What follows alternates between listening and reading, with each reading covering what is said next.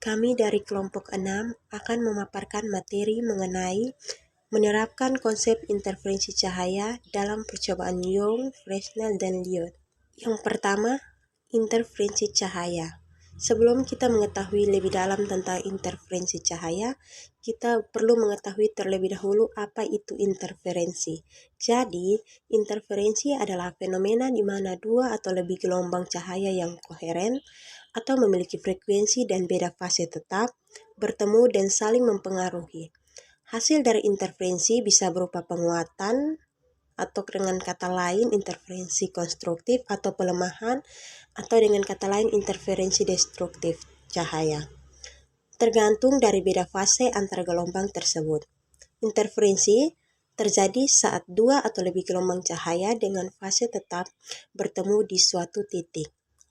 Jika gelombang tersebut bertemu dalam fase yang sama, amplitude resultannya bertambah atau interferensi konstruktifnya bertambah. Jika bertemu dalam fase berlawanan, amplitude akan saling meniadakan atau interferensi destruktif. Syarat terjadinya interferensi itu ada 3.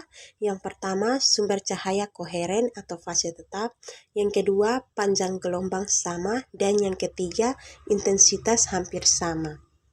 Yang kedua, ada persamaan umum interferensi. Jadi, persamaan umum interferensi itu adalah delta Y sama dengan lambda L per D, di mana delta Y adalah jarak antara dua pita terang atau gelap, lambda adalah panjang gelombang cahaya, L adalah jarak layar ke sumber cahaya, dan D adalah jarak antara dua sumber cahaya, misalnya dua celah. Percobaan Young. Percobaan Young adalah percobaan ganda. Prinsip percobaannya adalah celah ganda Young menggunakan satu sumber cahaya monokromatik yang diarahkan ke dua celah sempit dan berdekatan.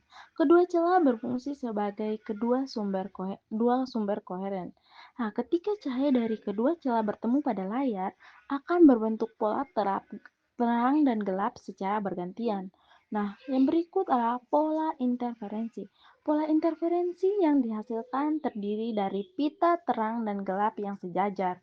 Ini menunjukkan bahwa cahaya dari dua celah mengalami interferensi konstruktif dan destruktif, tergantung perbedaan fase akibat perbedaan lintasan.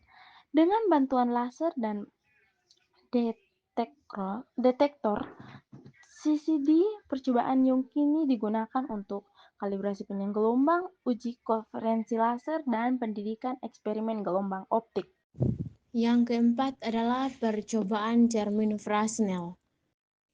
Pada prinsip percobaan ini menggunakan dua cermin datar yang disusun membentuk surut sangat kecil. Sebuah sumber cahaya diletakkan di depan cermin dan dua berkas pantul seolah-olah berasal dari dua titik sumber virtual. Hasilnya adalah dua berkas koheren yang dapat berinterferensi di layar. Adapun keunggulan dari prinsip ini, yang pertama tidak perlu membuat dua celah fisik, yang kedua sumber koheren lebih statis, yang ketiga umumnya digunakan dalam eksperimen presisi.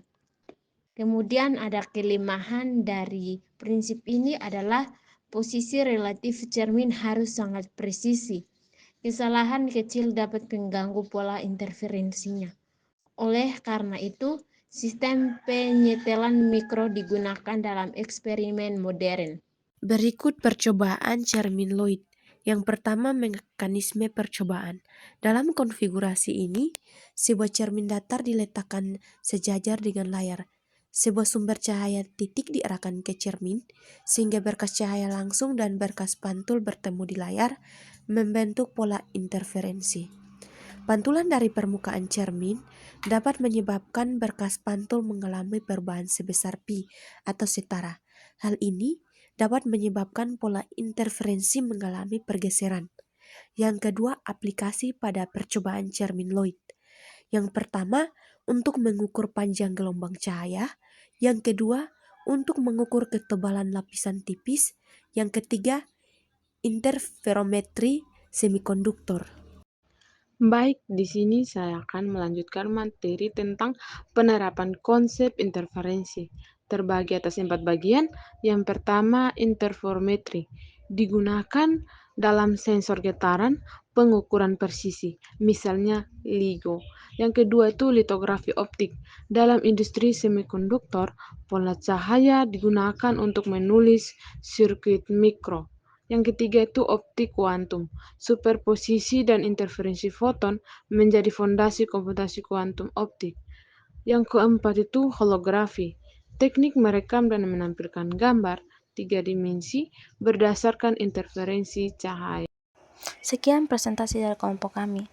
Cahaya mengajarkan kita perbedaan arah bisa menghasilkan keindahan. Terima kasih telah menyimak presentasi kami, semoga bermanfaat.